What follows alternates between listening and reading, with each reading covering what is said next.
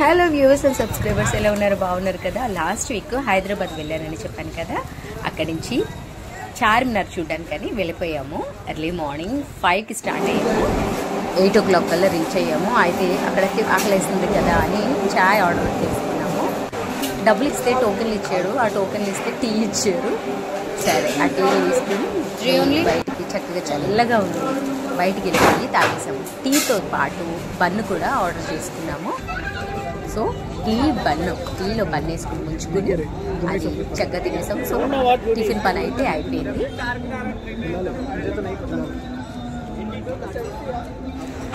ఎప్పుడో చిన్నప్పుడు వెళ్ళాను, సో మళ్ళీ వెళ్ళాల్సి వచ్చింది.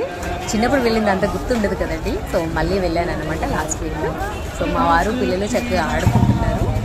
మా బావగారు మా అక్క టీ తాగుతున్నారు. సో అన్షి అడిగింది టీ తాగుతానని, కొంచెం ఇస్తే తాగకుండా మీద ఒప్పుకుంది.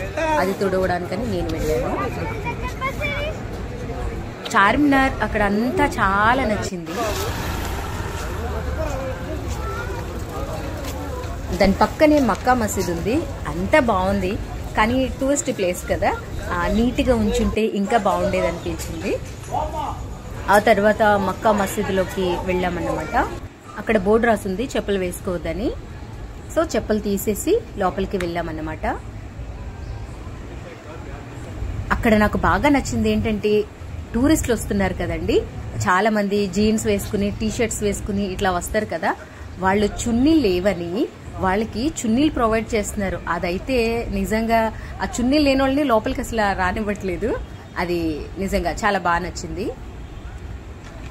సో పొద్దున్నే వెళ్ళాం కదా, 8 o'clock కల్లా అక్కడికి రీచ్ అయ్యాము.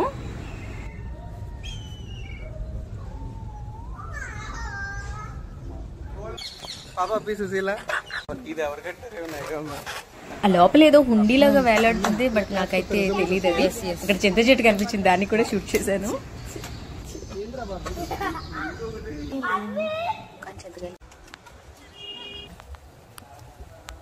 ఇక్కడ కొన్ని సమాధులు ఉన్నాయండి, వాటిని చూద్దాము. మక్కా మసీదు బిల్డ్ చేసిన తర్వాత ఇప్పటి వరకు చాలా పెద్ద ప్రముఖుల ముస్లిం సమాధులు కూడా కొన్ని మక్కా మసీదు లోపలే కట్టబడ్డాయి. అవే ఇవి.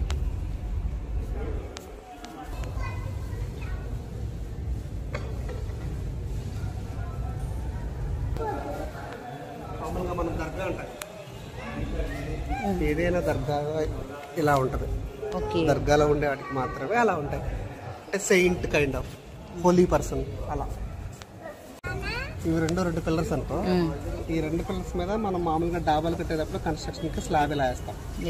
ఎప్పుడైతే ఎక్కువ కాలం ఉన్న తర్వాత ఈ స్లాబ్ కిందకి కుంగిపోద్ది. ఈ పిల్లర్స్ 2 వెడంగా వచ్చి ఇది కుంగిపోయి బిల్డింగ్ పడిపోద్ది.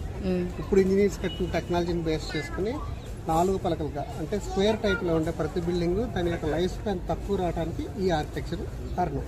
కానీ అప్పట్లో ఏదైతే ఇలా డైమండ్ షేప్ లో ఈ ఆర్కిటెక్చర్ ఉండేదో, ఇలా పెట్టు, ఈ ఆర్కిటెక్చర్ ఉండేదో, ఇది టాప్ మీద ఎంత లోడ్ వేసినా కానీ లోడ్ ఈక్వల్లీ ఇటువైపు కూడా డిస్ట్రిబ్యూట్ అవుతుంది. సో పైనుంచి ఎంత లోడ్ పడినా కింద నుంచి ఎర్త్క్వేక్స్ వచ్చినా కూడా బిల్డింగ్ కన్స్ట్రక్షన్ ఎప్పుడు కూడా కదలకుండా ఉండడానికి ఈ ఆర్కిటెక్చర్ ఉపయోగపడుతుంది. అందుకని ప్రతి గోపురానికి అదే ప్రతి పిల్లర్కి మధ్యలో ఉండే ఆర్కిటెక్చర్ ఇలా డైమండ్ షేప్లో, అంటే రివర్స్లో ఉన్న డైమండ్ షేప్లో ఇలా ఉండటానికి కారణం అది.